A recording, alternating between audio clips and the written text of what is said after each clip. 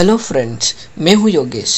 तो आपका D R engineer channels में स्वागत करता हूं, जहां मिलेगा आपको सिविल इंजीनियरिंग का परमानेंट सॉल्यूशंस। तो समय न बिगाड़ते हुए आज का वीडियो स्टार्ट करते हैं। वीडियो पसंद आने पर लाइक शेयर सब्सक्राइब जरूर कीजिए।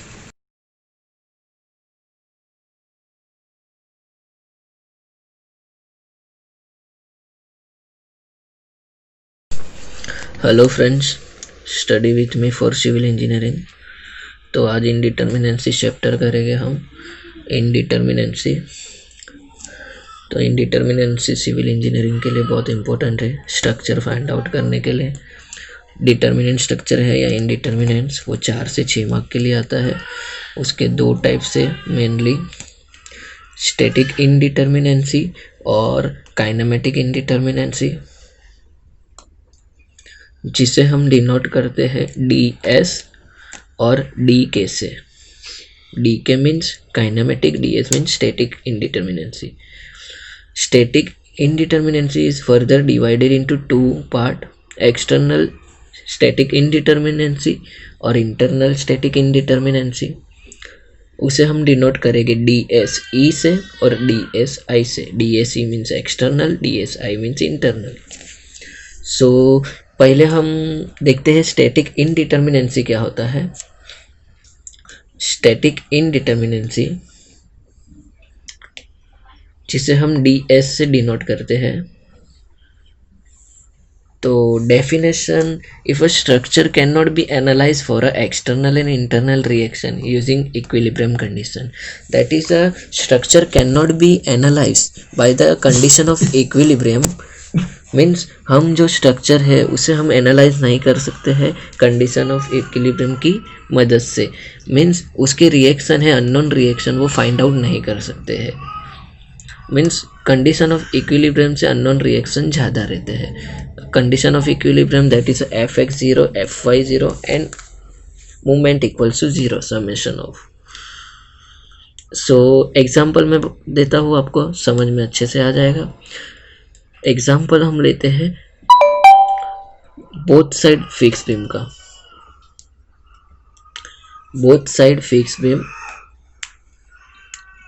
जिसके दोनों साइड में 3 रिएक्शन आएंगे।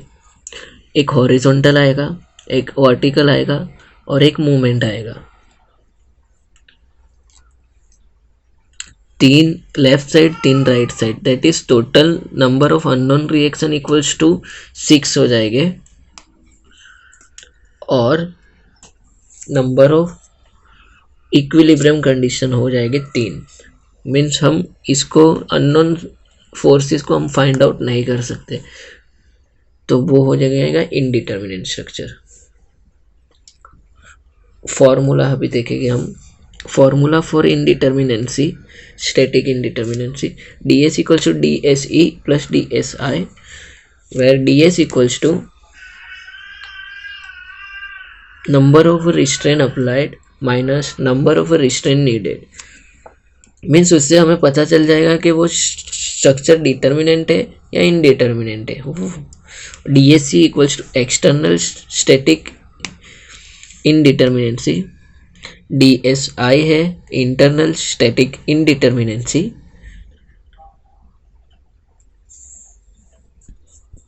तो इसी तरह हमें DS का फॉर्मूला मिल गया, external plus internal static indeterminacy.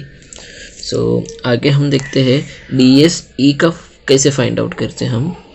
DSE means external static indeterminacy equals to R minus R, where capital R equals to number of reaction that is external forces और small r equals to number of equilibrium condition that is 3।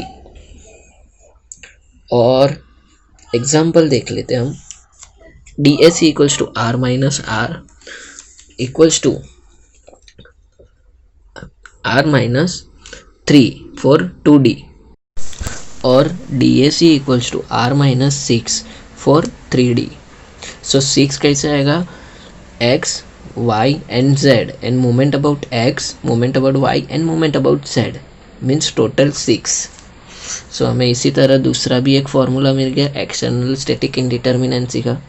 अभी आगे देखते हैं उसका फ़र्क क्या है external static इंडिटरमिनेंसी and internal का।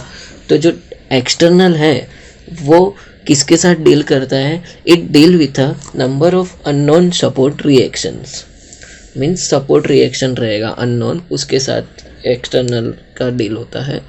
DSI means it deal with a internal reactions और इंटरनल फोर्सेस, मीन्स जो इंटरनल फोर्सेस जो लग रहा है उसे हम DSI बोलेंगे, और एक्सटर्नल सपोर्ट रिएक्शन रहेगा उसे हम एक्सटर्नल बोलेंगे, static इंडिटरमिनेंसी।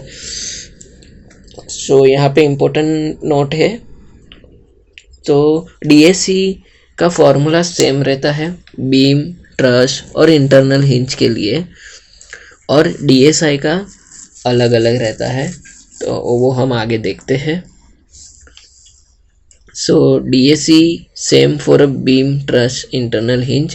That means formula for finding out DSC, and DSI का formula अलग अलग रहता है for beam, truss और internal hinge के लिए।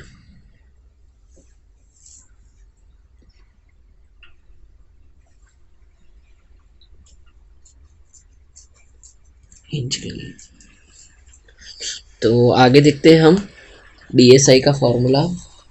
सो फर्स्ट हम लोग देखेंगे DSI formula for truss. So DSI formula, DSI formula for truss. So truss जो रहता है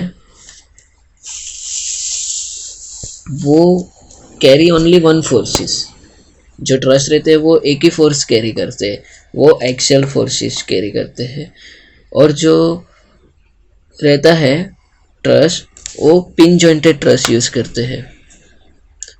उसका मतलब उसमें मूवमेंट नहीं रहता है, पिन जॉइंटेड मीन्स जिसमें मूवमेंट नहीं क्रिएट होता है, means no movement. Therefore condition of equilibrium हो जाएगा 2, क्योंकि टोटल 3 था x, y और z, उसमें से मूवमेंट निकल गया तो कितना बचेगा x और y, दैट इज 2।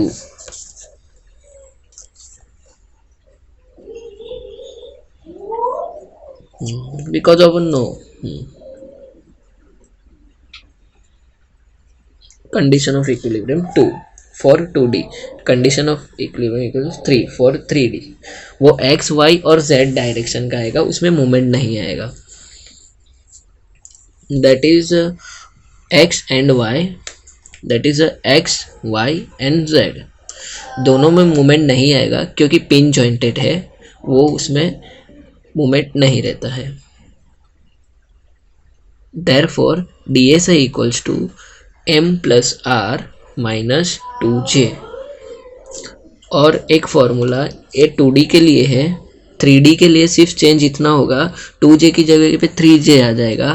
तो 1 क्यों लिया है हम लोग ने, क्योंकि एक ही फोर्स कैरी करता है, और 2 इसलिए लिया है क्योंकि कंडीशन ऑफ इक्विलिब्रियम 2 है उसके लिए, क्योंकि मूवमेंट माइनस हो जाता है, तो 3 - 1 इक्वल्स टू 2, इसलिए हम लोग ने 2J लिया है, और 3D के लिए 3J लिया है।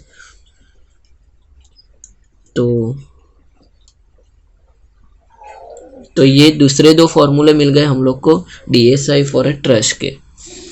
तो अभी हम देखते हैं formula DSI for a beam और अ फ्रेम के लिए, दोनों के लिए फॉर्मूला सेम है, और जनरली हम DSI for a beam is generally taken as 0 because of an internal reaction can be calculated using static condition of condition of equilibriums। therefore we will take generally as 0, और formula से आप भी आप find out कर सकते हो DSI equals to 3m plus r minus 3j।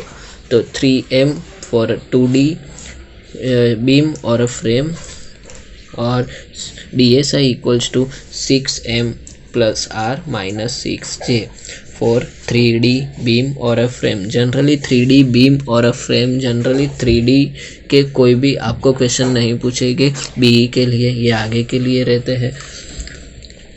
और 3m क्यों लिया, क्योंकि 3 force is generally reaction member carry 3 force in frame और a beam, and 3j because of a 3 condition of equilibrium is available here, and 6m plus r minus 6j इसलिए लिया क्योंकि 6 force हो जाएंगे, 3D बना के आप समझोगे तो 6 फोर्स हो जाएंगे, और 6 condition of equilibrium x y z और moment about x, moment about y end moment about z, वैसे 6 टोटल हो जाएंगे। तो ऐसे ही हमें दूसरे 2 फॉर्मूला मिल जाएंगे DSI फॉर अ बीम और फ्रेम के। So total static determinacy indeterminacy, total static indeterminacy equals to DSE plus DSI। तो DSE कैसे मिलेगा, R माइनस आर, DSI कैसे मिलेगा हमें, तो वो डिपेंड करता है बीम, फ्रेम और ट्रस पे।